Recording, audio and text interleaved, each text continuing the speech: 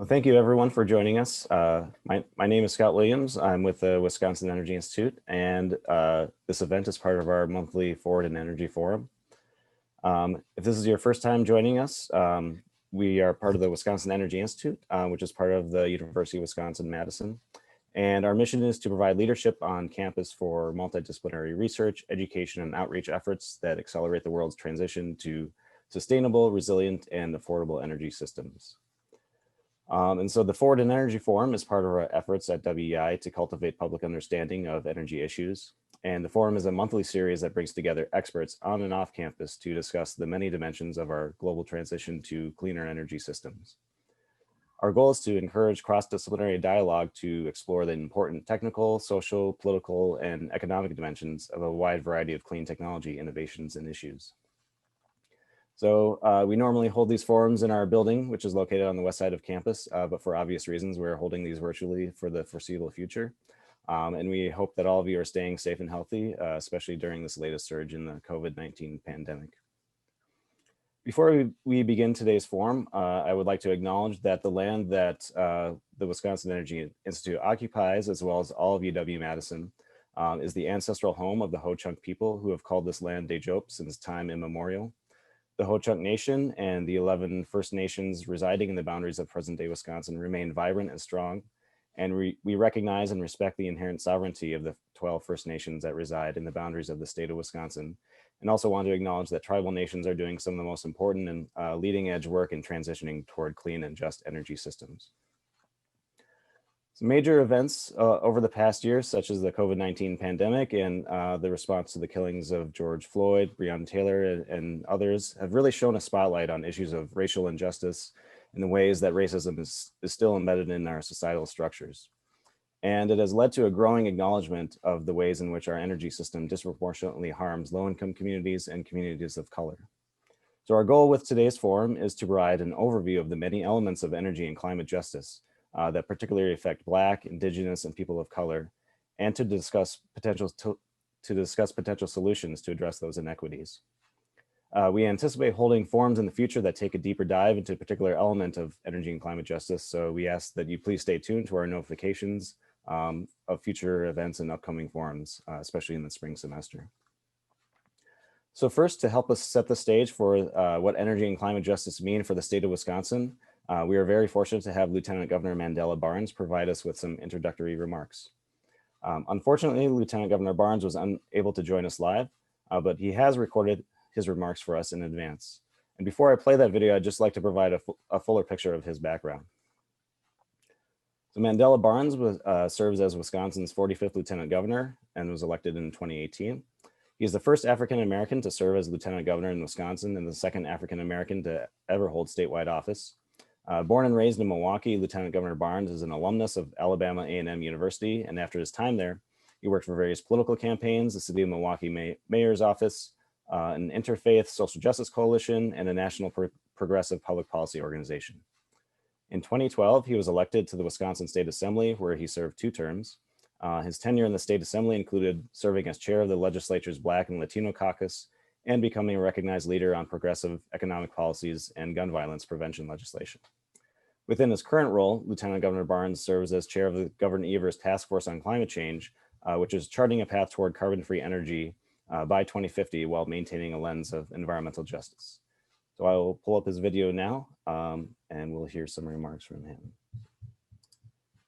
Hey everybody, I'm Lieutenant Governor Mandela Barnes, and I am so honored to be joining you all virtually for the Wisconsin Energy Institute's Forward in Energy Forum, and particularly for this event focused on climate and energy justice. So a quick shout out to WEI and UW-Madison for your continued commitment to tackling the urgent challenge of transitioning away from fossil fuels and towards a clean energy future. And I also want to thank you for organizing and hosting this series of forums that brings together experts from all across the state of Wisconsin so that we can discuss the social, the political, and the economic aspects of this sort of transition. Now, as your Lieutenant Governor, I've had the privilege to travel this entire state, and I've been able to meet with Wisconsinites from all walks of life. But in these travels, I've unfortunately also had a chance to see firsthand the devastating impacts that climate change continues to have on our communities, our health, and our economy. I've spoken with farmers whose livelihoods were destroyed by extreme weather events. I've heard from local elected officials who continue to be gravely concerned about how climate change impacts and affects local tourism. And I've also spoken with many people whose communities continue to be polluted, but unfortunately, they don't have a means to relocate their families. And unfortunately, Wisconsin is behind in addressing these issues. But that's exactly why Governor Evers and I have been committed since day one to embrace the science and to make our state a leader in tackling the climate crisis. Now, this started by joining the U.S. Climate Alliance and vowing to uphold the goals of the Paris Climate Agreement. And that was only step one, because after that, Governor Evers then signed Executive Order number 38. And this executive order created the Office of Sustainability and Clean Energy, and it also set the goal of ensuring that all electricity consumed within this state is 100% carbon-free by 2050 or sooner. Then, Governor Evers created the Task Force on Climate Change. And for the last year, we've been working to identify solutions to lay the foundation for our state's climate work. But we all know that we can't take on the climate crisis or meet the goals of the Paris Climate Agreement if we don't make clean energy a priority. That means that we have to move away from fossil fuels. That is the only way that we can secure a future for our planet and the next generation. That means we need to start making investments in clean energy now. And we also need to transform Wisconsin into a place that welcomes these changes, so that governmental bodies, public institutions, and industry can start making it a priority as well. Now, as we move forward to this transition, we need to be sure that we do so in an equitable way. We can't burden low-income communities with additional costs, and we definitely can't withhold clean energy from them either. They deserve access, and they also deserve for it to be affordable. We need to also make sure that we have a just transition so that those currently employed in the fossil fuel industry will be able to switch to a clean energy job. And most importantly, we have to make sure that our investments in green infrastructure and jobs are targeted at those communities who have been most impacted by the consequences of fossil fuels. Now, extractive industries disproportionately harm communities of color, especially here in Wisconsin, where we already grapple with severe racial inequities. We also deal with environmental justice. And these inequities are due to systemic factors that cause these same communities to live and grow up in less clean environments with fewer opportunities. Our reliance on fossil fuels only contributes to these environmental injustices, so we need to transition to a clean energy future that is just and inclusive and equitable. This has been a point of discussion for our task force on climate change, and we've worked to center equity and environmental justice throughout all of our work. And our Office of Sustainability and Clean Energy is being led by Maria Redmond, and she's your moderator today. And she's also been working to develop our state's clean energy plan, which I couldn't be more excited about. This will help us meet our goals. And we all know that a clean energy future means endless opportunities for our state. New businesses, new technologies, new job creation, a means to provide family supporting jobs to more and more people all across Wisconsin, and also attracting and retaining talent. And that's not where it ends. And I do believe that our administration, along with your support, can lay the foundation to move Wisconsin to a place where powering our lives does not come at the cost of our planet, but in fact, it comes with opportunity. So thanks again for your commitment to fighting for our future, and also for our planet's future. I look forward to continuing to partner with you on this work, and hopefully I'll be seeing you all in person someday soon. Until then, stay safe, and thanks so much. So to help us explore this topic more in depth, we were very fortunate to have an expert panel of scholars, both from UW-Madison and a UW alum who's now at Northeastern University, who all in different ways focused on energy and climate issues in their research, teaching, and outreach. To introduce today's panelists and moderate this virtual panel discussion, I'm pleased to welcome Maria Redmond. Ms. Redmond, as you may have heard just now from Lieutenant Governor Barnes, serves as the director of the Wisconsin Office of Sustainability and Clean Energy. And in that role, she is leading the development of a comprehensive statewide clean energy plan to actively implement the use of clean energy resources and technology to help the state reach 100% carbon-free electricity by 2050 goal. So welcome, Maria. Hi, everyone. Thank you so much for joining. It looks like we got a great turnout, over 200 people. Welcome. And it looks like also from all over the US. So that's wonderful. I am honored to be here today to moderate this panel. I started this position in January of this year as the director of the Office of Sustainability and Clean Energy. And we are in the process, as the Lieutenant Governor mentioned, to launch a clean energy planning process. And as part of that process, we're really going to try to identify key strategies and collective consensus on how to move forward with decarbonization in Wisconsin. And it's about stakeholder engagement and making sure that we're hearing as many voices in our communities as possible and ensuring that there's meaningful involvement across the state. And so I'm really excited to kick off that work and also to make sure that we're keeping environmental justice, climate justice, equity, and affordability as a lens in everything that we do for the state. So I don't want to talk too much. I really want to get to the panelists. And so what I'll briefly do is just introduce all of the panelists, and then I will volley it over to each one of them to give them, let them talk about this energy and climate justice from their perspectives. So our first panelist is Shalanda Baker, and she is a professor of law at the Public Policy and Urban Affairs at Northeastern University School of Law. We also have with us today Jessica LeClair. She's a clinical instructor at the School of Nursing at the University of Wisconsin-Madison. And we also have Joel Rogers, who's the Noam Chomsky Professor of Law, Political Science, Public Affairs, and Sociology at the University of Wisconsin-Madison. So I will pass it over to Shalanda to give a few opening remarks. Thank you so much, Maria, and thank you, Scott, for all of your care and diligence in pulling this together. I'm incredibly impressed to see a 220 person turnout on a midweek night, in a time when we're all spending a lot of time on Zoom. So I want to just start also by doing a brief land acknowledgement. I am zooming in today from land that was stolen from the Wampanoag and Massachusetts and Nipmuc tribes here in what is now called Massachusetts. I'm streaming in from Boston. So as Maria said, I am a professor of law, public policy, and urban affairs. So I'm a lawyer by training, and my work focuses on energy justice. So by day, I teach law students and undergraduates and also public policy, PhDs, and master's students about energy justice. And by night, which has become increasingly the case, I run an organization called the Initiative for Energy Justice. And that organization was founded by myself and two other lawyers of color who were each on the front lines of the climate and energy transition. So before I started my current role at Northeastern, I was a professor at the University of Hawaii.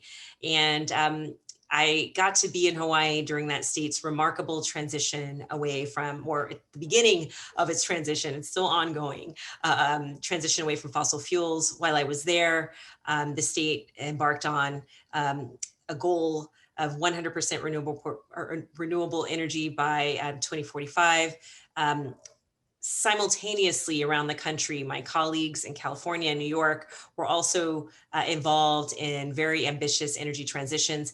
And what we each recognized was that community voices were excluded from the policy conversations and debates concerning the energy transition. In our states, folks who were at the table, the primary stakeholders and policymakers were particularly interested in the technical aspects of the transition. They didn't really see this transition as one with the potential to transform the social conditions of people in their states. So we together launched the Initiative for Energy Justice, which you can find more about by, maybe we'll post it at some point, or I can drop it into the chat. But I want to talk a little bit about this moment, just by way of introducing myself and also how I'm seeing the landscape right now. We are in a moment of reckoning, an extraordinary reckoning with the things that we have come to accept as natural and inevitable parts of our society. That inequality that was always there even before COVID is now reaching up, poking up through the surface and being flayed open by this pandemic. I would argue that the energy system is not immune from that reckoning with inequality, that reckoning with structural violence, that reckoning with racism. As the Lieutenant Governor so beautifully and eloquently stated, we have communities around the country who are disproportionately burdened by environmental hazards, and they're breathing in toxic fumes that make them more vulnerable to this pandemic. The same communities bear disproportionate energy burdens, so they're routinely paying more, sometimes up to 40, 50, 60% of overall income just to pay for electricity and energy. These same communities also, as the Lieutenant Governor said, are being left behind in this clean energy transition. There are recent studies showing that communities of color simply do not have the same penetration rates of clean energy, local clean energy, rooftop solar. And that's even when you correct for income and even when you correct for home ownership rates, which are typically the go-tos when people say, oh, they don't own their homes. Oh, they have different incomes. No, there's a disparity there that we have to reckon with. And so these are the same communities that are also vulnerable to shutoffs due to the economic crisis induced by this pandemic, which is killing Black and brown people at alarming rates. And so we have to reckon with this. And I think we can reckon with it through energy policy. Again, I work on energy justice issues, and that has been the focus of my work.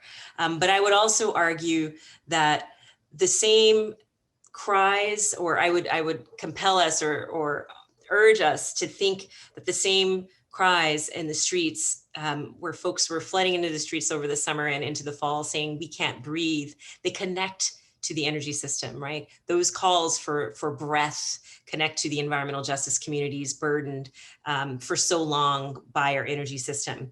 And those same communities calling for racial justice in the criminal justice system are saying, stop killing us. And I would urge us to think about the energy system as a tool and instrument for causing harm in the same ways that our criminal justice system does. So these things are linked. We have to reckon with them. I'm excited about our panel today and really getting into this. And I see we already have a very active chat.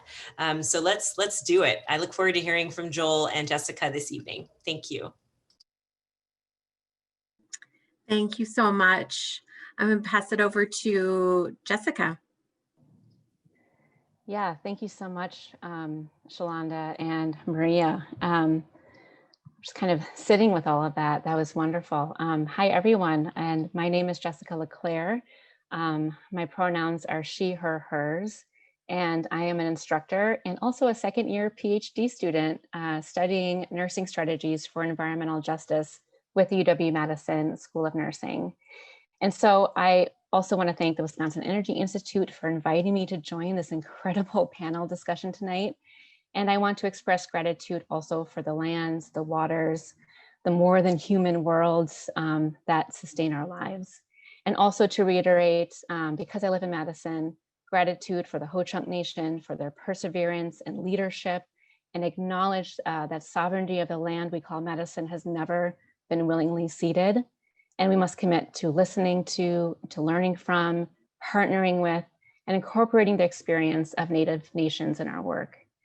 So as I shared my perspective on climate justice and the associated health effects, I also want to acknowledge my positionality as someone who identifies as a white woman, who is cisgendered, able-bodied, with many social identities that are dominant in our society. And so there's a lot that I do not know. And everything I have learned on this topic is from listening with curiosity to the generous sharing of knowledge and ways of living by those who identify as Black, Indigenous, and other people of color, and possess many intersecting marginalized social identities. And also I want to acknowledge that as a newer member of the academic community, my perspective is heavily based in experience and practice as a public health nurse. And so I have worked as a public health nurse for many years, first for the Ho-Chunk Nation, and then for Public Health Madison and Dane County.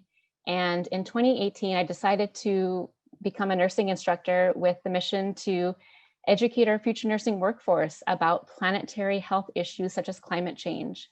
And I did this because I have witnessed how accelerated climate change has affected the health of our local communities for at least a decade, probably more. And so we know that Wisconsin is becoming warmer and wetter with more frequent and extreme weather events. And because of environmental racism, some people are closer to the front lines of these extreme weather events than others. And as public health nurses, we have relationships with people who experience these inequitable distributions of environmental hazards that we heard about earlier, and subsequent health inequities due to oppression from racism, from socioeconomic and/or immigration status, and other social identities. And many of these social identities intersect, right? And so when we experience oppression from multiple sources, we can become further weathered and less resilient in the face of public health emergencies like climate breakdown, like COVID-19, and so on. And so racism is a public health crisis. And I just want to share a quick story about my first light bulb moment about this intersection of climate, justice, environmental racism, and health. And this is a story that I've shared many times over the years because I've learned that people tend to think of climate injustices in relation to some horrendous coastal events far away from us, hurricanes like Katrina and so on. However, in Midwest cities like Madison, we've also been experiencing climate injustices for a very long time, but more sort of like a chronic disease or some slow growing tumor that's starting to metastasize, right? So around 2012, I was working with a low-income neighborhood in Madison to address some resident concerns about lack of healthy opportunities for youth. And this is one of our most diverse neighborhoods with residents of many different races and ethnicities and languages from all around the world. And at a neighborhood meeting, a local elementary school principal mentioned that children from this neighborhood were increasingly missing school because of increased asthma symptoms and other breathing problems over the last few years. And the families right away shared how their apartment buildings, which were built in the heart of a floodplain, had not recovered from the flooding in 2008. And by 2012, their basements were boarded up due to the mold that had also seeped into the vents. And so every time it rained even a few inches, their basements and yards flooded because their apartment buildings are literally sinking into the ground. And many service providers in the meeting wanted to do something and take immediate action and have these solutions. But the families asked that we please not call building inspection, please don't talk to the landlords or get out our environmental health sanitarians involved because they very much feared eviction. Now, Madison has very few affordable housing options, and parents told us that they would rather stay in their unhealthy apartments than sleep in their cars. So rather than place the burden on this community in the front lines of climate change, I met with a stormwater engineer who shared that the water in his neighborhood is so high because of the lake levels, and the lake levels were controlled by the state DNR, and whose hands were tied because the lakefront property owners, they wanted to maintain their docks and their boats and their property values. And I was told that it was beyond the control of the city, and that was the end of the story at that time. But of course, the story is not over. The ongoing flooding concern was highlighted again in 2016. Residents were noticing increased frequency in rainfall, storms, and flooding from a neighborhood creek that was pouring out onto adjacent streets, creeping up onto lawns and flooding basements. And a resident shared video footage of children playing in the floodwaters, which we can assume contained sewage, bacteria, and mold. And this particular creek is also known to carry agricultural chemicals. So I know my time is running out, so I'll wrap up the story quickly. Of course, things are only getting worse. In 2018, across our entire state, we experienced terrible storms and flooding. We had 9 to 15 inches in Dane County alone, which resulted in 1 death, and residents all along our isthmus have experienced continued terrible flooding, or sandbagging their homes. And so now this climate emergency is spreading, it's metastasizing, right? So beyond our most marginalized populations, it has the attention of those with political power. And so there are conversations happening up at the local, at the state levels about addressing this ongoing climate emergency, but it does remain a very complicated issue. So I just want to end my opening comments by saying that the solutions for combating this public health emergency are right in front of us. As Lieutenant Governor Barnes opened our conversation tonight with, we know that working to slow down the damage to our climate is a net gain with the health and the social justice lens, and promoting health and racial equity should be central components of strategies designed to combat the health effects of climate change. Climate justice recognizes climate change as a human and a civil rights issue. And so in practice, it requires ensuring the fair treatment and inclusiveness of historically and currently marginalized people who are most affected when creating policies and practices that address climate change. If we want to protect our health during this climate emergency, we have to actively work to dismantle racist systems of oppression and white supremacy. And I'm excited to engage in this discussion to promote climate justice and planetary health with all of you. Thank you. Thank you so much, Jessica. I like your referral to being solutions oriented, because that's really, we've identified that there's a huge systemic problem here and that we need to start moving toward solutions. So thank you for pointing that out. Our next speaker, Joel Rogers, I will pass the mic over to you.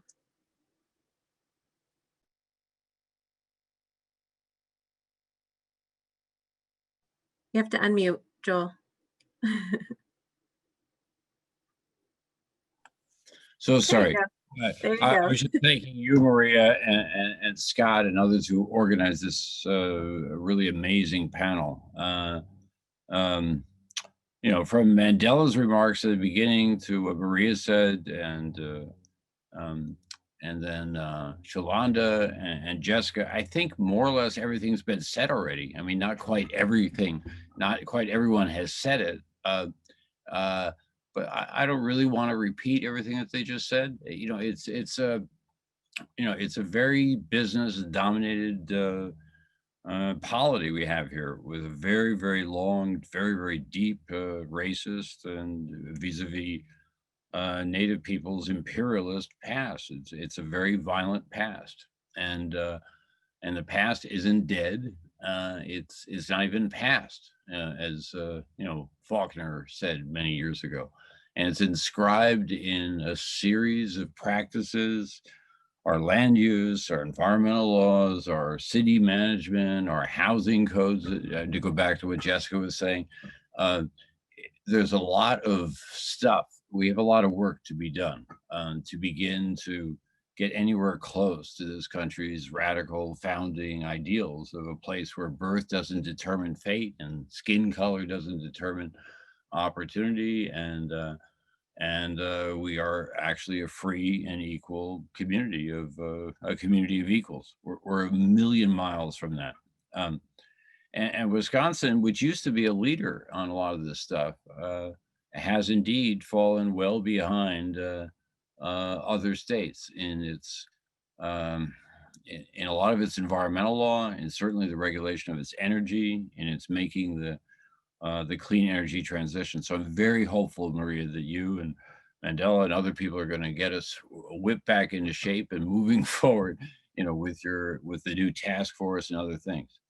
It's not as if we could not do that. We have huge opportunities before us right now to make tremendous progress on all sorts of things. A thing that we at COWS have worked on some in the past, and I'd love to see the state move on it a little bit more aggressively than it has, is energy efficiency itself. I mean, leave aside capturing the photons and a little bit of wind that we have in Wisconsin to do clean renewable energy generation. We export about $15 billion a year out of the state for fossil fuels produced elsewhere, which we use not just in transportation, but in the heating and cooling of our buildings, and that's work which could be begun tomorrow and could be scaled up and would have tremendously good effects both on people living in those buildings and their employment opportunities and the income and a variety of other things. And similarly with community solar and other things, we can do much better than we're doing. So I like to just get into the discussion of next steps and how we're going to not be daunted by the fantastic enormity of the world's grief and this country's grief, and try to move humbly forward together toward a somewhat better future. Let me just end it there.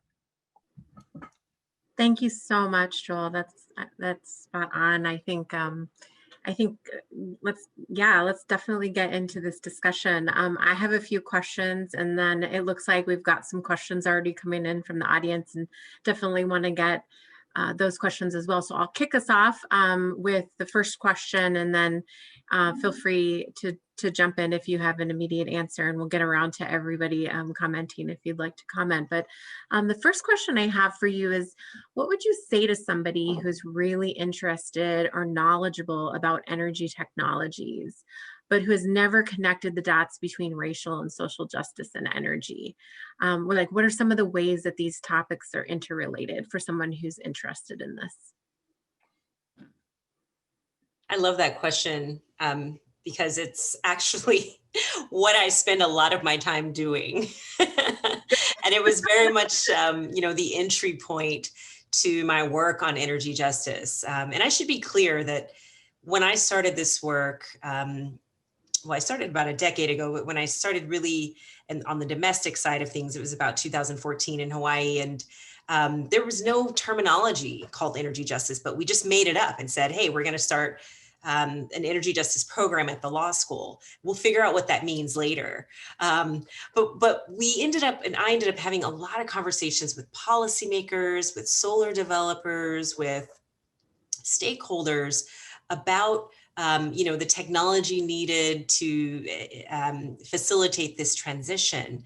And the thing that I often said is that there are rules that sort of dictate the distributive benefits of these technologies. And these rules, we have to ensure that we are creating rules that make sure that we distribute these technologies in a way that is beneficial, and that from the siting, and I think Joel kind of touched on this, from the siting of facilities, and someone in the Q&A also was talking about siting. So from the siting of facilities all the way to sort of the externalities that could be associated with them, the impacts to the economic benefits that flow from the technologies themselves, there are rules. And we have to design our energy system to ensure that the rules that are a part of that equitably and fairly allocate the goods and bads of those technologies. And the more and more I get into this work, I also sort of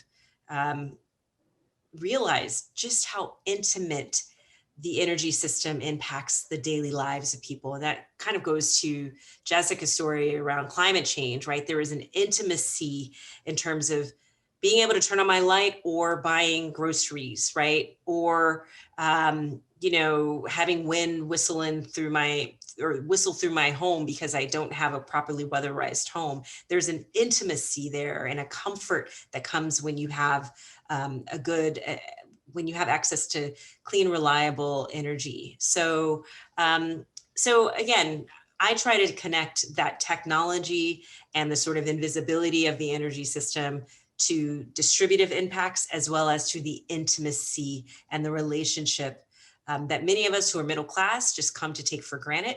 But for those of us who grew up working class and who struggled, we understand that intimacy, that the energy system, that relationship that we have with the energy system.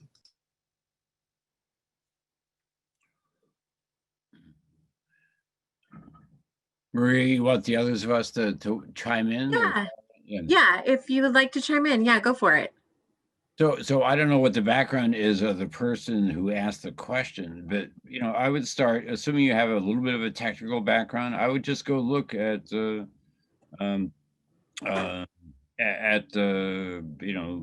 Berkeley lab, look at their spaghetti diagram of energy consumption in the U.S., and you'll see that 66% of what we generate is wasted. It's wasted in heat or a variety of other things.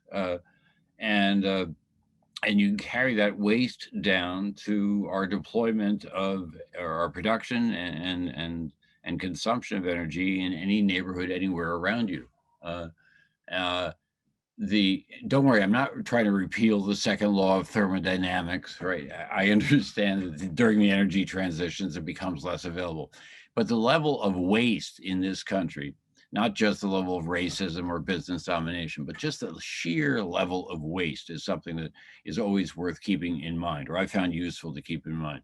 When you look at average households, take the middle of the income distribution, take the third quintile, that is the middle fifth of the income distribution. What do they spend their money on? They spend their money on housing and transportation, utility bills, and healthcare. Those things together comprise about 66% of that middle income household. And all those things are provided elsewhere at much higher level of quality at less than half the cost than they are in the US. Think about that waste and then layer that on the distribution of economic opportunity and reward in the US, and put then 2 and 2 together. I'm sure anyone could do that, and that's the story on the effect of energy on inequity. The poor pay more for virtually all those things. In effect, they pay more in 2 ways: a larger share of their income because they have less income, and B, they are more subject to a quite predatory retail system and purchasing system and home ownership system and transportation system, right? Each one of those things. And then look at the distribution of Black and brown people and Native Americans in terms of who's poor in America, and that's the connection. I don't know how much more complicated you want to make. There's a lot of waste which falls on a very, very, very unequally distributed country. Yeah, I can just add a little bit to that. I always point to the climate and the energy justice experts that we have here, but as a nurse, I speak more to the health inequities that result from dirty energy, and then the health co-benefits and promotion of health equity we could achieve from promoting clean energy. And so we know that air pollution, for example, from combustion of dirty energy really causes inflammation in people's bodies. And so when you're living near incinerators or other, types of air pollutants, that can get into not only the lungs, but it can get into reproductive organs. It can actually lead to brain diseases and premature births. And so when we promote clean energy solutions, we're actually also promoting health equity as well, and decreasing health inequities. And it's actually COWS actually has done reports. Joel's group has done reports for Madison that really quantifies that in terms of cost to the health system, cost to the city, and so on. So cost savings when just looking at health and clean energy solutions. Yep. Yeah, I think all great responses. This is an extension of that, but like one of the statistics that appalls me is the amount that we spend on energy here in the state. We're a net energy importer. So that means we're a net money exporter, and we're, for our energy needs annually, the Office of Energy Innovation over at the Public Service Commission reported that we spent $19.4 billion on energy, of which a little over 14 billion of that leaves the state. And so when we're looking at solutions, Joel, you mentioned this, that, we're wasting. What are your thoughts on, solutions, and, what are the highest leverage solutions that we can be looking at that can mitigate some of the harmful effects from, a health perspective or economic perspective? Well, I don't want to be a dog on a bone here, but if you've got a lot of waste, first thing to do is get rid of that waste and then capture the benefits in income and in health that waste is producing. I mean, I don't know if you guys notice, but it often gets cold here in the winter, and there's a lot of heating that goes out the out the windows, basically. The 14 point whatever, I thought it was 50, it was up to 15 billion was the net loss in Wisconsin. I misquoted that. But 15 billion, a billion here, a billion there, pretty soon you're talking serious money. And a huge share of that 15 billion is completely unnecessary. I mean, you could make every building. A simple thing is energy retrofits. It's not the only thing you should do, but there are buildings all over, and all over Wisconsin, buildings are operating well below their possible level of energy consumption. Let's assume that you haven't yet made the transition. You're still using natural gas, or you're using oil, or you're using, I think some places in Wisconsin still use coal, and a few of them actually use wood, which is sort of all amazing. But even when they're using those essentially dirty fuels, leave aside the wood calculation for a second, we could tremendously reduce the amounts that they're consuming. And to go back to what Shalanda said before, the average middle class family spends maybe 3-4% of their income on heating and cooling their home. It's a fair amount of money, but they have it to spend. You go to the north side of Milwaukee, and there are apartments there where people are spending as much as 30-40% of their income literally just heating their own home. And that is, as close to an atrocity as you're likely to find.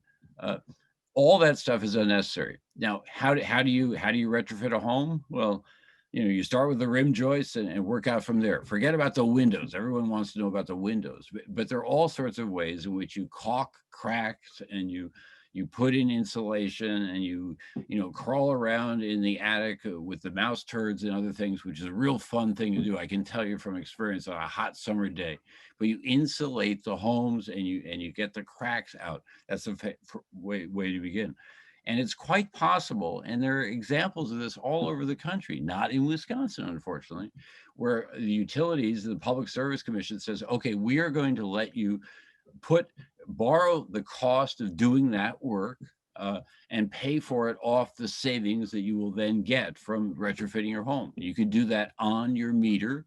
And so there's no problem with transferring the home or moving from the apartment or whatever. You can capture the savings very, very effectively and reliably. You can bank on that. You can do it. It's been done in Pennsylvania. It's being done in lots of other states around the country. And it's just finally a matter of political power on the one hand, getting the PSC to order the investor-owned utilities to put it on the darn bill, and then a whole bunch of community outreach to tell people the availability of the opportunity. It's called pay as you save. You can be guaranteed a lower energy bill than you have now, and eventually a very much lower after you pay for all the work being done than you have now. It increases the value of your home. It improves the quality of the air within your home. It's just a win-win-win-win-win. The only thing standing in the way of it are people who profit from the current waste. And that's where you really need a government to kick them or cuff them about the ears. But the other thing that's great about energy efficiency as a thing to do is that the jobs range from incredibly technical, complicated jobs to jobs for which you don't need a huge amount of prior training. You need some training, you certainly need standards. And Jessica, in the healthcare industry, it goes from, essentially nursing assistants to janitorial service to other people, all the way up to, you don't have to be a neuroscientist or an Einstein to retrofit a building. And there's no reason why you shouldn't get paid for doing all of that work. So the work is varied, it has different skill levels, and it has tremendous possibilities in the future for entire careers. That's a $60 billion energy efficiency industry in the US. Wisconsin should get a bigger part of that, starting with its own buildings. Sorry to go on, but that was one example. There's a zillion other examples. Yeah.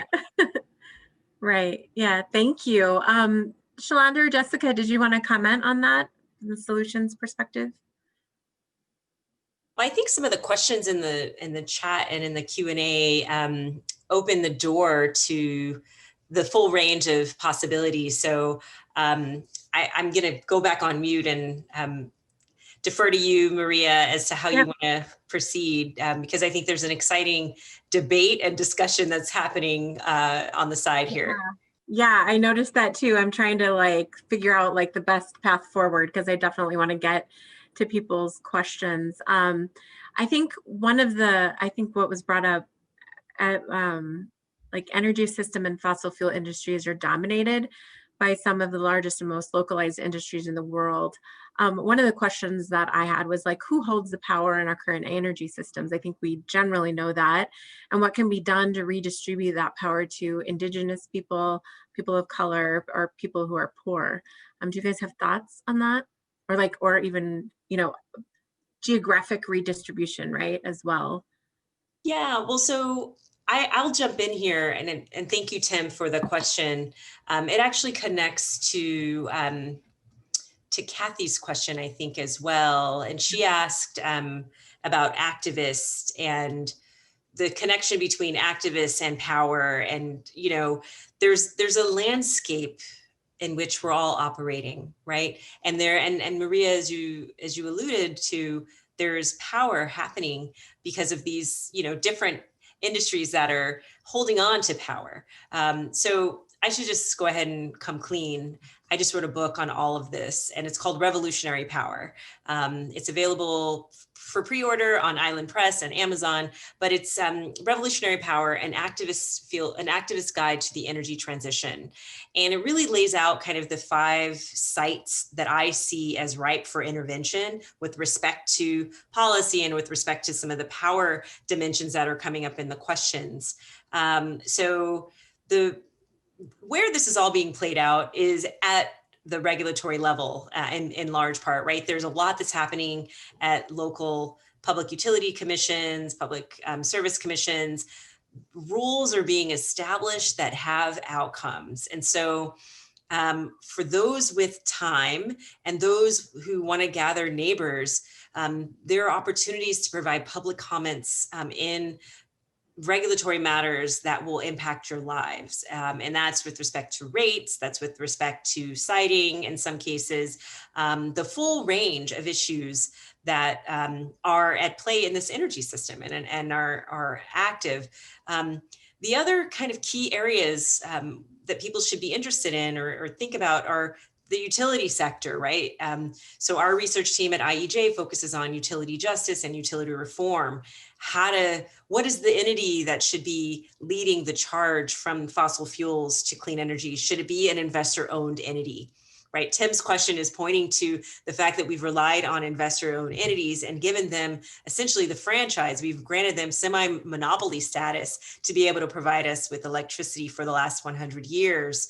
Is that the best method now? I mean, we've incentivized them through reasonable returns on their investments. We've incentivized them in really interesting ways because, again, we wanted to electrify rural parts of the country. And so we created this system that is now becoming increasingly irrelevant given that we have distributed energy opportunities and rooftop solar and those sorts of things. So we need to question the utility. We need to think about whether or not that's the best entity to move us into the clean energy future, or if it should be co-ops, which I know have some mixed history in the Midwest, or if it should be public power, so municipal power providers, et cetera. We need to think about ways that communities can engage in rooftop solar and community energy. Community energy has been held out as the avenue for low to moderate income communities to participate in this energy transition. But unfortunately, I'm not sure that the data is bearing that out. Our team is studying that to understand just whether community solar and community energy is the pathway for LMI communities and communities of color. We also need to think about energy burden, as Joel said, so that absolutely connects to energy efficiency, plugging up our homes, getting more dollars to move to the communities that need them, figuring out incentives through the regulatory system and through law and policy to get landlords to do some of that work, right? If you're in North Milwaukee or in North Madison and you are, you pay a landlord for rent, it's unlikely that you're going to be able to incentivize your landlord or ask them to be able to undertake a cumbersome process to seal your home, and Jessica's shaking her head. And we also need access to finance. So we need to create a new economic system that allows low-income communities and communities of color to participate in this solar revolution, the solar transition. So those are the areas that I see as ripe for intervention. There are a lot of people who've been raising questions in the chat that are saying, well, what is working? What is working? I hate to tell you folks, this is so new that we are creating the pathway as we walk on it. And that's the most exciting aspect of this transition, that we have this opportunity to shape the future based on our ideals, based on what we understand to be true about ourselves, based on what we believe. And this is the time for those who have been excluded from this conversation to engage. And this is why I think it's so important to do that work of translation from policymakers, well, from academia to policy, and academia to the social justice and civil rights community that understands what future they want, but often don't know what policy levers to push in order to get to that future. So everything is on the table. So, I mean, again, that's the most exciting part of this moment that we're in. And I'll let other folks chime in. Jessica, did you want to chime in? Yeah, I'll jump on that bandwagon. I'm excited too, and like your energy is super infectious. So thank you, Shalanda, for jumping us up on that. And I also love the questions, and I love the conversation. And I want to circle back to Kathy's question as well, which Shalanda, you were answering too, because I've spoken with Kathy about this, and this is also from that government perspective on engagement. And having worked in government for many, many years, I know there's a lot of disjointed conversations, and multiple people having same conversations with same communities about different things. And so I think there's, again, this opportunity here right in front of us to incorporate climate change, health, equity into every single department, every single office, every single agency, all of the work that we're doing to promote change and our day-to-day work, because as Shalanda, as you've said, it affects every single aspect of all of our lives. Energy affects everything. It's an intimate issue. Climate change is an intimate thing. It affects everyone differently, but in very unique ways. And all of what we call in public health the social determinants of health play into all of that. So when we're looking at, I know in the chat, we're talking about transportation systems, we're looking at our education systems, we're looking at our housing, we're looking at our food systems, our economics, all the opportunities we have to make a healthy choice or not. It's just this fantastic opportunity to incorporate thinking about climate change when we're planning housing policies, when we're planning doing our community health impact planning through our health departments and so on. And so I just think that this cross-sector, cross-disciplinary planning around climate is possible, which wouldn't really need to increase resources to do that. It's just other than education and training on what you're really looking for when you're assessing for climate impacts and whatever sector you're working in. But if we had all of our, citizen committees working on this, beyond our, for example, our Sustainable Madison Committee, if it touched every single aspect that we're working on, those that are working in government, I think massive change is possible. Maria, I just want to jump in here because there's a question in the chat that I'm just itching to answer. It's from Meg, and it was, it was posted at 6:03, and I'll just read the question for those who may have access issues. So if I were a working class white guy from somewhere north of Wausau County who has a good set of community friends in a similar situation, living near polluting facilities where I also work, can't afford to save enough to send my kids to college, has an ancient home with crappy windows and an ancient heating system, how do the panelists specifically suggest getting me to buy into your racial energy justice perspective? Thank you so much for this question. Thank you so much, Meg. Because my response is that it's not zero sum, right? We have created a system where everyone is fighting for scraps. And we can go back to the history that Joel alluded to at the beginning of his remarks, which is that we have pitted certain communities against each other, which is essentially leaving the power system intact. It is totally okay with those who hold power, for those who don't hold power, to fight with each other for the limited benefits that are available within this existing system. So what I would say to Meg, who is the working class white guy, is that I want you to band with me. I need you to be aligned with me, because if we can create a system that is equitable across the board, you will benefit.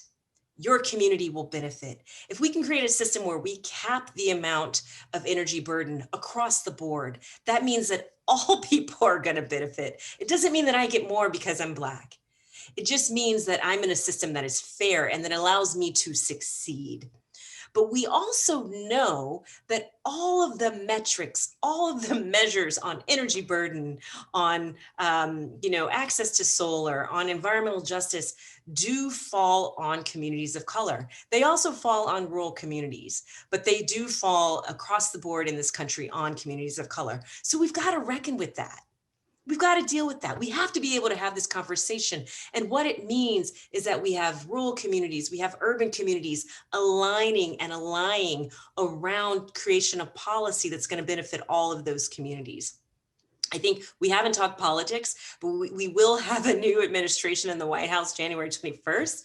And what that means is that we're going to have a new outlook on, creating jobs through clean energy development. So that's going to benefit rural communities. That's going to benefit, the manufacturing belt, the Rust Belt, right? If we can think about a way to use this transition to benefit those who have been left behind, whether that's folks in rural communities, whether that's folks who are going to be struggling even more, because of COVID and the ongoing self-inflicted wound that we have now with COVID-19 and the economic crisis that's resulting from it. But we are going to have a new system, but we absolutely need to align. We need labor, we need the enviros, we need everybody to be kind of at the table so that we can map out a system that's going to work for all of us, because it's not zero sum. It can't be zero sum. We need poor white communities, urban communities to align themselves, to realize that there are benefits in it for all of us. Thank you, Shalanda. That was going to be my next. I saw that too, so I'm glad you pulled that question out. That was awesome. I think Jessica or Joel, would you like to comment on that specific question? I just want to add, just quickly, just to share with others that I attended a webinar today by the American Public Health Association focusing on environmental justice. And Donna Chavis was on presenting, and some might know that she's one of the original founders, if you will, of our present environmental justice movement in the United States. And she's currently the senior campaigner around fossil fuels for Friends of the Earth. And she shared a great example of exactly what Shalanda is talking about on their efforts to stop a proposed Atlantic Coast pipeline that was proposed to go through many communities of low wealth and people of color, but all different races, all different communities. And they found ways that communities could connect around that common good. So again, that building bridges. For example, there were over 30,000 indigenous peoples that were going to be directly impacted by this. But the first environmental impact statement that was approved, that approved the pipeline, stated that there were no disproportionate impacts. And so part of their job was to work together across all the differences of all the different communities to prove that wasn't correct, and focuses on what they were there for. And so it was a really easy way to cross those boundaries, to connect and work together for the common goal, for that common good. And really, she saw her role as entering into these conversations, listening with curiosity rather than with solutions, with what we think is the best thing to do, because the communities then could learn from each other and appreciating all the different ways that they could connect for that common good. And they were able to stop the pipeline in that way. So I just wanted to share that success story that I just learned about today. That's great. And the only thing I'd add is, and this goes back to what Shalanda said, and it ties to what Jessica said as well. None of these solutions are going to be purely individual in most cases. People in the chat, people say, well, how's this going to benefit me individually? often, is what I'm picking up. And if you got the cash to retrofit your own home or drill your geothermal system on your own, then maybe you can get the benefit individually, but that's a very rare person. What we're talking about in general is better systems that enable you individually to benefit from group goods or shared systems in some way. And for that, you're going to have to talk to other people. You're going to, I don't know about political action, but you're certainly going to need to take social action. You're going to have to talk to your neighbors and get them to agree with you on doing something together, which is not exactly rocket science, but does require us to exercise our, I don't know, our humanity muscles or our, listening muscles or something or other. But above all, it, in the case of talking about, the descending half of the species of which the guy who wrote in is, I'm a member of, the men. Yeah, it just requires that we not be complete dicks and not just get our socks into the hamper, but be willing to listen to other people and try to work towards solutions rather than immediately identify people as opponents and not hear the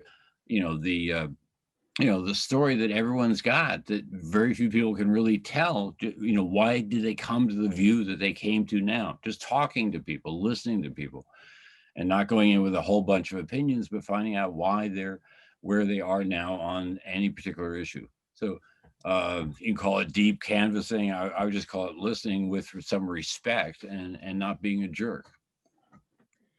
I think thank you. And I think, as we start moving, especially honing in on Wisconsin and the clean energy plan here in the state, that is one thing that I've continuously said, that people are coming from different value systems. People are coming from different perspectives, and those should be respected. Just making sure that we have these conversations and understand that we don't want to be forcing anything upon people. Like, we want to be having that back and forth stakeholder engagement, because we have to know where a community is coming from, or where even just an individual is coming from. Because if you don't have that conversation, you don't understand their value system, you're not going to get anywhere. So I appreciate everyone's comments on that. I think just shifting a little bit, some of the some people, and I'm kind of looking across the questions, and there have been some questions on success stories for equitable clean energy transition. And, are there specific examples of people, communities, organizations that are doing really great work in energy and climate justice? I mean, I can name a few, but I would love to hear more. And then how can UW-Madison or our community support that work? And then also, too, as an extension of that, like some of these organizations that are doing great work and success stories, but then as an extension, like, where are the resources coming? Is it federal, state, foundation? Like, where are the resources for this, so that we can kind of sync up the great work and the resources needed to carry out that great work? Well, the stuff I was talking about at the outset, and I don't want to go on, that comes from the savings themselves. So the money comes from eliminating the waste. All you need is a chunk of money that anyone could put up front. The state could do it, as other states have done, like Pennsylvania and California, a variety of other states. You borrow that money to do the work, and you pay that money back out of the savings achieved. It's a zero addition cost to the state. It just needs to get organized. Period. Shalanda and Jessica, do you have thoughts on success stories? Sure. Yeah, I do. This is such a far-ranging conversation. I mean, I'm just thinking from the sort of big picture structural problems, race, COVID, all the things.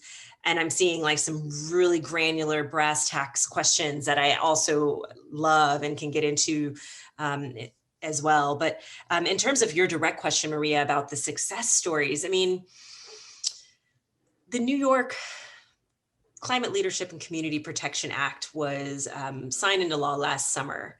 And that was the product of advocacy by a coalition of labor and EJ communities in New York.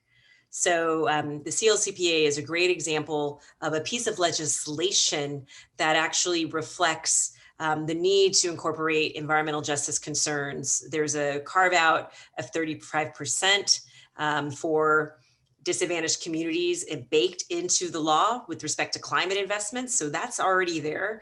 Now we have to figure out how we define communities that do get those benefits, right? I mean, there are a bunch of different metrics that may not only be racial metrics, right? They may be other metrics of vulnerability. But the law also calls for the convening of an environmental justice group, an advisory committee to sort of advise policymakers on how the law gets rolled out. So New York is a bright spot for me in a lot of ways. I mean, the folks on the ground there have been fighting for decades to get something like CLCPA passed. I think we can also look at organizations. I mean, there's some interest in community energy throughout the questions here. We can look at organizations like Co-op Power, which is all about trying to get community-owned energy up and running around the country. So they're great. We do have a recognition in the traditional civil rights community that energy is something that folks should be engaged in, because the new system is being designed before our eyes, and it's baking in the same problems into the new system, right? So I think I'm encouraged by a lot of faith communities. Huda Alkef in Wisconsin, she runs Wisconsin Green Muslims.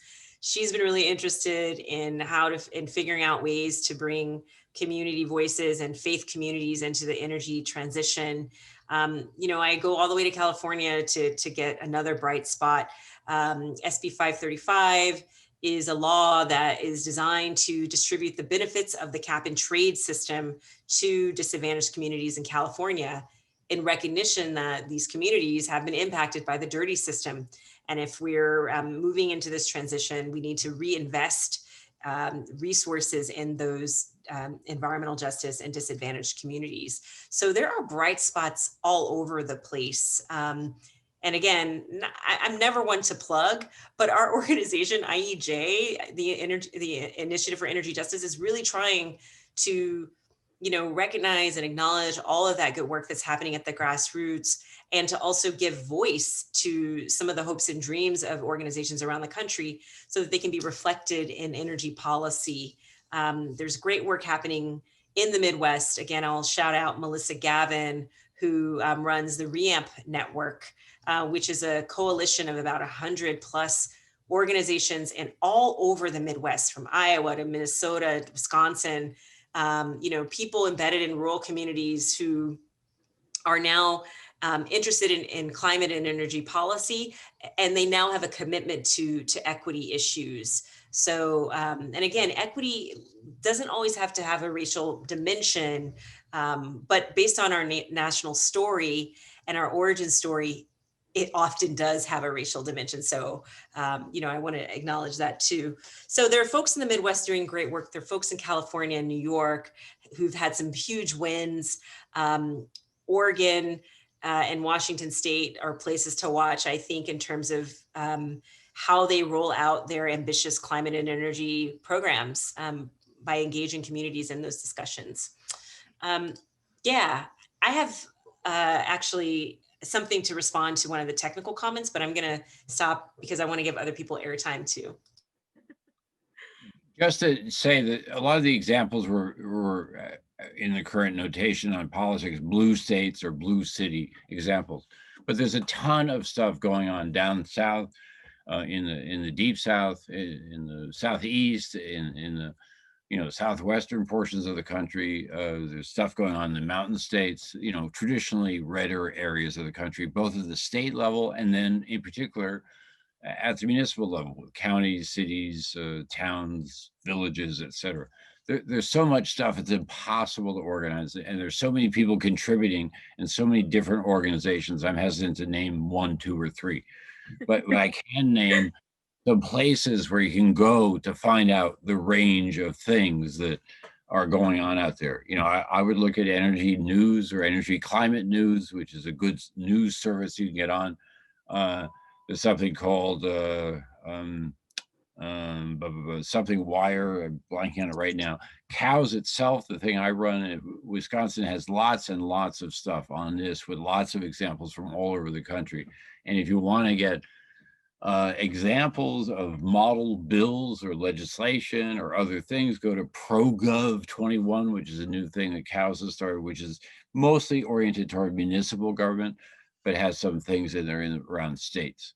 So that's PROGOV 21 for the century that we're in .org, or cows. Guys can remember that, COWS.org. Lots and lots of stuff up there. And a number of these websites are being posted in the chat. So like if you, you can open it from chat and then bookmark it right away. That's what I do. Jessica, did you want to make any comments on that? You know, again, these are experts on climate and energy justice and so on, but I just want to, I guess while we're doing some shout outs to Indigenous efforts also that, you know, have ranged from direct confrontations against extractive industries to policy work at international and national levels, to knowledge networks that are seeking to reform climate science and innovations at the level of local practical planning processes and so on. And for example, I know that the Ho-Chunk Nation, you know, in all their new housing developments, they're using solar. There's food justice work, food sovereignty work being done with the community. The Menominee Nation also has an incredible Sustainable Development Institute with the College of the Menominee Nation that's really, you know, was recently highlighted in the U.S. Climate Resilience Toolkit. And then also the Forest County Potawatomi also are actively working towards energy independence and sovereignty. So check out a lot of the leadership in our Native nations too. Excellent. Shalanda, I want to let you get to your technical question, but one thing I wanted to ask is that there's a lot of excitement on deployment of technology, and you know, even in the chat, not everybody's having the best experience, right? And so I think, how do we encourage more engagement?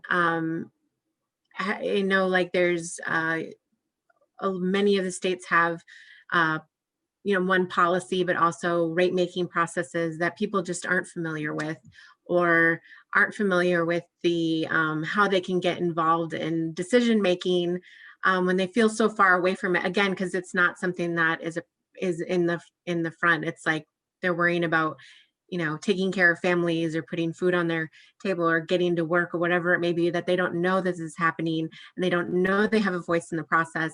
So not every experience in deployment of renewables is necessarily the greatest. So do you have thoughts on how to expand that engagement and ensure those voices are being heard at that decision-making level? Organize, organize, organize. Yeah. I mean, I think we need base building, and this is why my hair is on fire, and why I started IEJ, because again, the system is being created and it's replicating inequality. And my first lesson in this was in Mexico over a decade ago, where I met Indigenous people who were fighting against large scale wind, right? And so wind and solar can replicate inequality. We need to know that. And it's not popular to say that, because obviously we need to mitigate climate change, but we don't have to do it in this sort of extractive, exploitative way that takes advantage of the most vulnerable members in our society. And so I think for me, it starts out of the gate with your 100% renewable portfolio standard or ambitious climate legislation, where you bake into that legislation carve outs, or even, I would argue, centering the needs of your most vulnerable population, so that when it comes time to create new energy projects, those energy projects have to be aligned with the principles that are established in the law. But you have to organize at your legislature. You have to be, you know, trying to educate. And I've met so many traditional social justice, civil rights advocates who are now like, I'm an energy expert because I have to be. And so, you know, it's coalition building, it's organizing, And those comments in those regulatory proceedings are so important.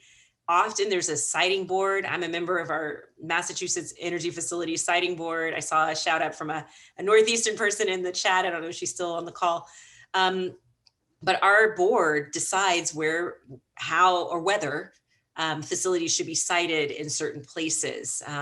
So you have to get engaged, you know, in these very sort of technocratic, Byzantine processes, but they matter. Your voice matters and organizing matters. And I think now is a really interesting moment where people are more aware of equity, more aware of distributive consequences, and more open to those types of arguments. I would also say that, so that's not just at the policymaking level in terms of being open, but I think even academics.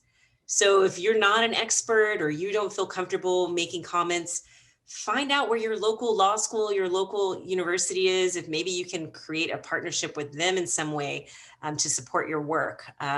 So I know that's a big task, but you have to organize in order to make a difference here.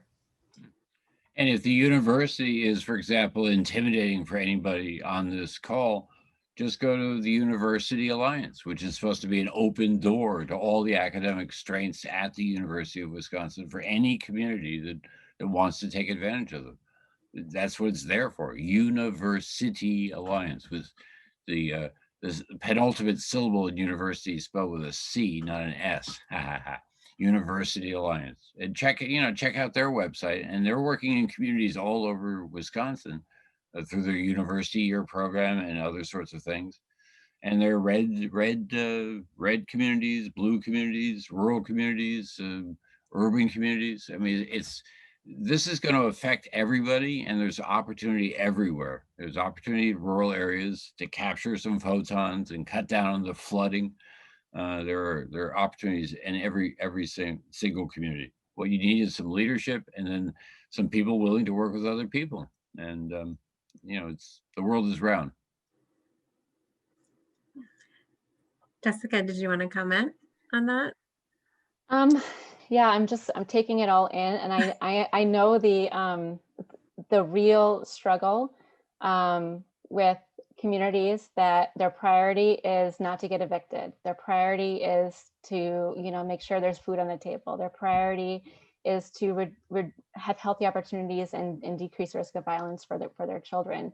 Also worried about PFAS in the water, also worried about F-35s going over their houses, also worried about other environmental justice issues, let alone in energy justice. And so I keep coming back to, again, I did see in the chat, we have other nurses in there, and want to shout out to the Wisconsin Health Professionals for Climate Action, because the more I think people that touch everyone in their everyday work, teachers, health professionals, community health workers that are in the communities already, community social workers working on all these issues, to also be thinking about energy justice, to also be thinking about all these other opportunities for engagement and organizing, and to really lift up this lived expertise that we have in communities that are on their front lines of all of these public health pandemics, whether it's racism, climate change, and all the COVID, all the pandemics that we're dealing with. We have so much expertise and voice and agency, and that are in these communities, and people that are already working with them on all of these different issues. I think, again, getting climate in there is really essential. A question came in on an umbrella group serving low-income people in fear of eviction. Wisconsin has a WISCAP that can do that. Also, we at our weatherization area, our low-income heating assistance program, they've been using CARES Act funding to help with rental assistance and weatherization. So there are some resources there. But I do want to jump back to Shalanda. I know that you had a technical question. I don't know, like we kind of veered off, but certainly want to address. And I'd like to open, we have about 10 minutes, 9 minutes left. So if there are particular questions that you guys saw that maybe I missed, there's a lot coming in, which is so awesome, but definitely want you guys to snag some questions that you would like to feel particularly passionate about answering. Yeah, I mean, Maria, you're doing a great job. It's amazing. Like, there's a lot of activity going on in the chat here. I wanted to get back uh, to different market approaches and different things that we can be doing, public-private partnerships to facilitate a just transition. So, I mean, my hope above all hopes is that Congress will act and move serious federal dollars to the states post-pandemic. We know that there are revenue shortfalls with respect to states and cities. I mean, it's just like, it's a mess. It's a fiscal mess. And we also know that we have a lot of folks who have some arrearages, so energy bills that are going to come due as soon as these public health emergencies lapse, and regulators decide to lift the moratoria on utility shutoffs. So we need serious funds going into states and into homes to relieve some of the economic pressure that's happening.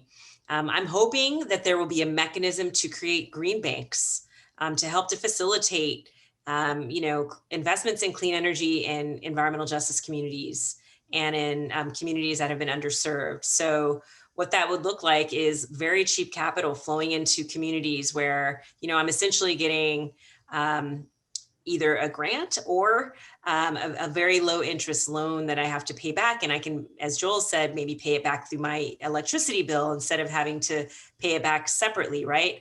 And I'm paying it back over time at very low risk. So we need the federal government to really, really move dollars. And I think green banks are interesting. And, New York has a green bank, Connecticut has a green bank. New York's bank is not really off the ground as much as you would hope.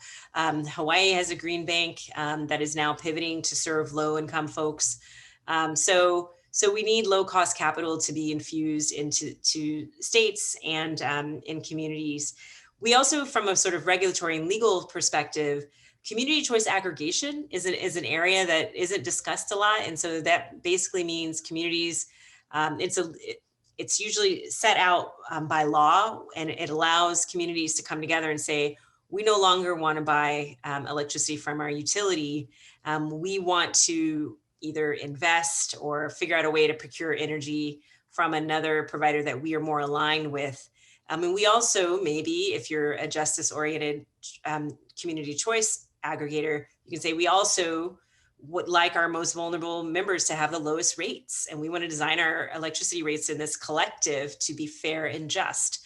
So I think there's a lot of space for innovation at the legal level and at the finance level.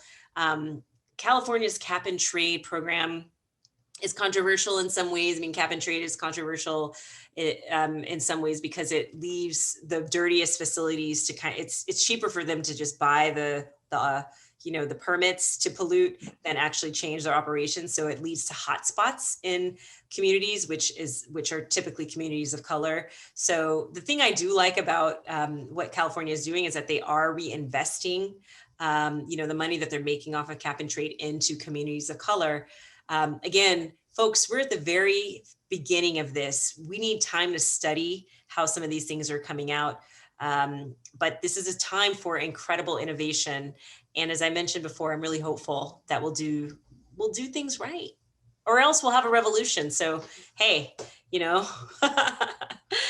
one or the other, and it could be a positive revolution as well.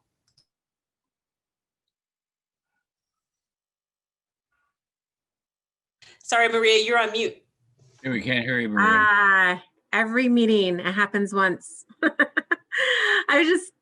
Are there any questions or that you'd like to address here in the next couple minutes? Otherwise, we can start kind of wrapping it up and pull together some final thoughts.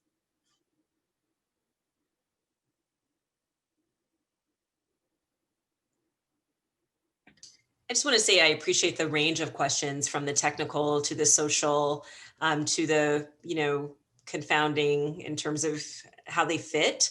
I appreciate the honesty and the dynamics that tend to emerge when you talk about justice. So very honored to share the stage with everyone, and also with the folks who are on this and the webinar behind the scenes. Jessica and Joel, would you like to make any final comments? We're heading into our last few minutes here. Well, I wish we'd been able to talk more about the flooding thing that Jessica was sort of beginning us with, which I think is going to just be, for Wisconsin in particular, in the upper Midwest, which is going to get a ton of rain. That in some ways is even more pressing than the electricity rates and other stuff here. I mean, not to start the discussion over again, the example that Jessica was starting with, where you have these lake owners that don't want to have the lake levels lowered in a way that can prevent the incidence of flooding in these poor neighborhoods. You cannot get more clear on property interest versus the public welfare than that fight. So there's going to be a lot of politics here. But the only thing I'd add in closing is, if we work together, we can make ourselves, including as a community, almost anything that we're clever and courageous enough to imagine ourselves becoming. So why don't we make ourselves a democratic and mutually respectful community? We've done it before with never perfectly, but that is the project that Wisconsin should get back to. And Wisconsin for a long time punched well above its weight, and now it's punching well below its weight in terms of democratic innovation and spreading opportunity all over the place, and the sort of compression of the income distribution and other things. It's always been a racist place, and the progressives who made Wisconsin famous were notoriously racist. John R. Commons was racist. That's not new. What's really new is Wisconsin has sort of, the last several years, lost its, I don't know, its mojo or whatever, its willingness to do some stuff together in a way that can stand up to predatory corporate power and self-defeating internal division and racism and other stuff. That's where the fight is, and that's the thing that we're all capable of doing tomorrow, or with our kids and our neighbors, like today. You're not going to get out of this unless you work together. So agape forever, everybody. That's my message. Thank you, Joel. And Jessica, any final thoughts? Well, I just thank you, Joel. Thank you, Shalanda, Maria, and all the participants, all the questions. The conversation has been, I'm always inspired, and I always learn so much from everyone in these conversations. And so I'm just very grateful for that.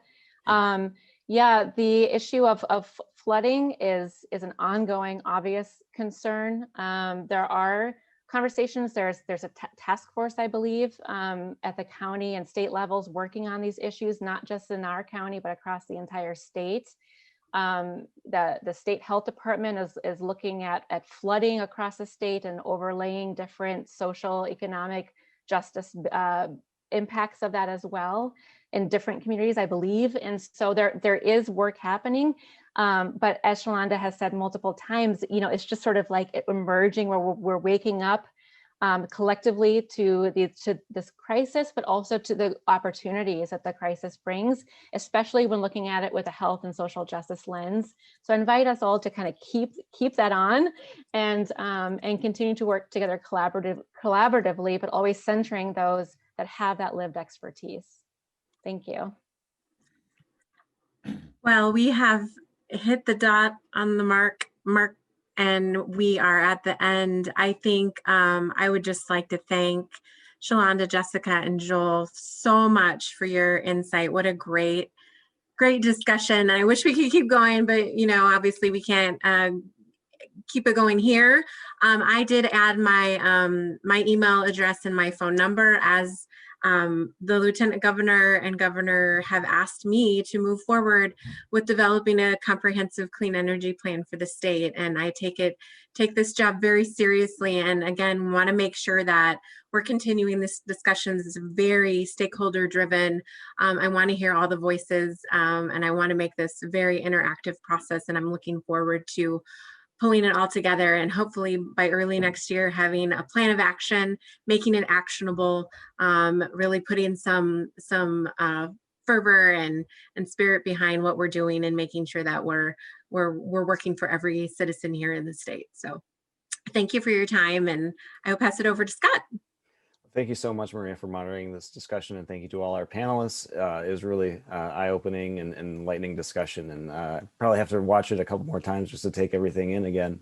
And there were some questions about saving the video or links that were discussed. We'll save those and post those on our event page. And if you do have any, excuse me, suggestions for future forums where we might use this as a starting point and maybe delve into a particular topic, feel free to send us an email at outreach@energy.wis.edu. Thank you all for your questions, wide range of questions. This is the last forum of the fall semester. So we'll start back up again toward the end of January. And so just be on the lookout for our upcoming events. And my cat Lily wants to say hi and say hi to the web universe. Thanks all for joining us, and we hope to see you in future Forward in Energy forums. Thank you, Scott. Thanks, Scott. Thank you, everyone. Thank you so much. Bye-bye. Great evening. Bye-bye. Take care.